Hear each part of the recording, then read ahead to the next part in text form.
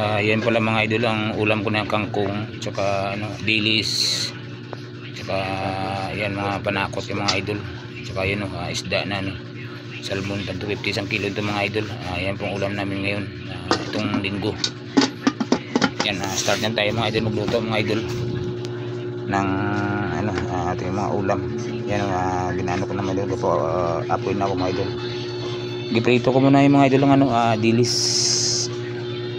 Yan pagkatapos yan mga idol yan lagay ko ng mantika, ginapainit ko mga idol ng mantika todo mga idol yan para maganda pang luto ng dilis ba.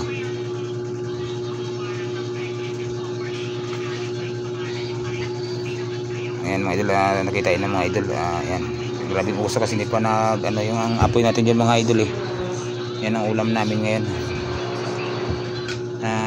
Kuha niyan mga idol, nakita ko sa TikTok po yan yung luto na yan kangkong gagawin niya laing. Yan testing ko siya lutuin kung masarap ba siya mga idol. Yan tingnan niyo mga idol, ginamikos na mga idol.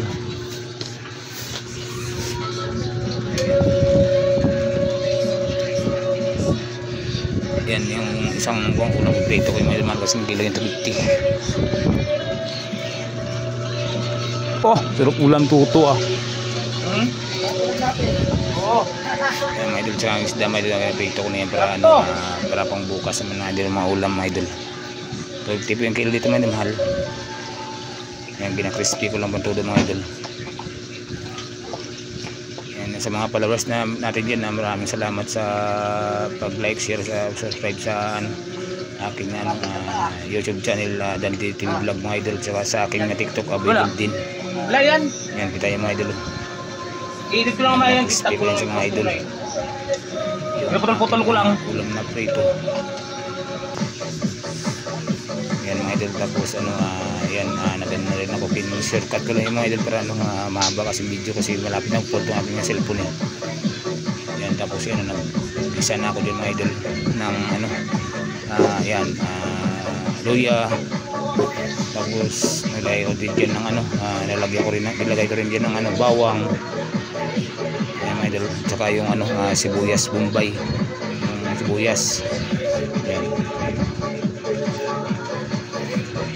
Ayan po ito mga idol kasi kahoy tayo, wala tayong lutuan dito tayo mga idol dito kami sa may bigay kasi kaya wala tayong lutuan, pero kahoy yung nagamit ng mga idol. Pati pagsaing mga idol kahoy din.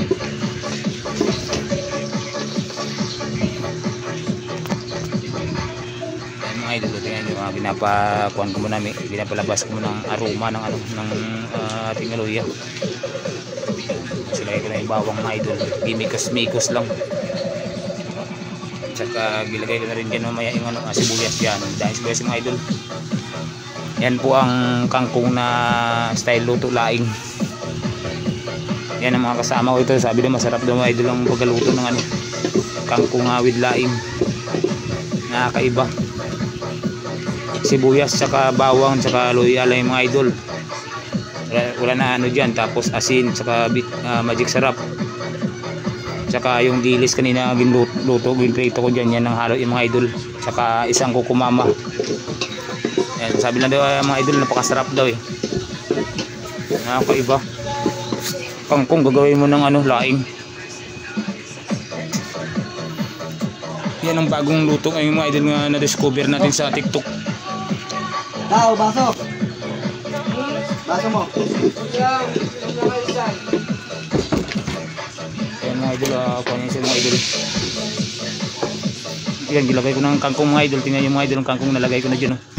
Imikos-mikos na mga idol, lalagyan lang ng yan, kunting tubig para maluto ko yung kangkong.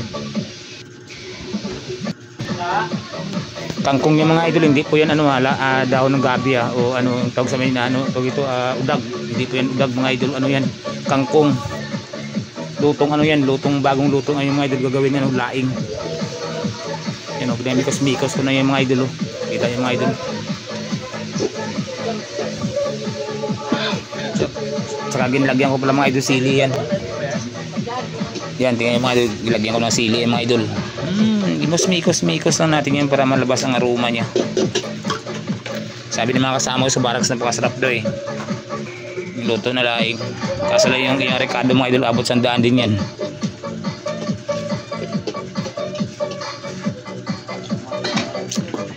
Yung pang kasi yung dilis, tatlong ano yan, tatlong balot mga idol, 15 ang isa, 45. Tapos yung mga Ricardo yung 65 lahat yan. Tapos ang kukuma mga 30, baga bali ano din mga idol, 100 din mga idol. Yan o, ganyan kasi may sa mga idol naluto yan mga idol. Sabi ni Pare Jamit dun, masarap mga idol ang luto na ano, kangkong with laing. Yan ito yung mga idol.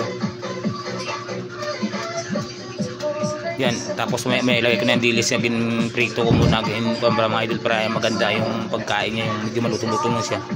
Ilagyan pa natin pala mga idol ng ano yan, chicharon na kalabaw para lalo lumabas ang aroma.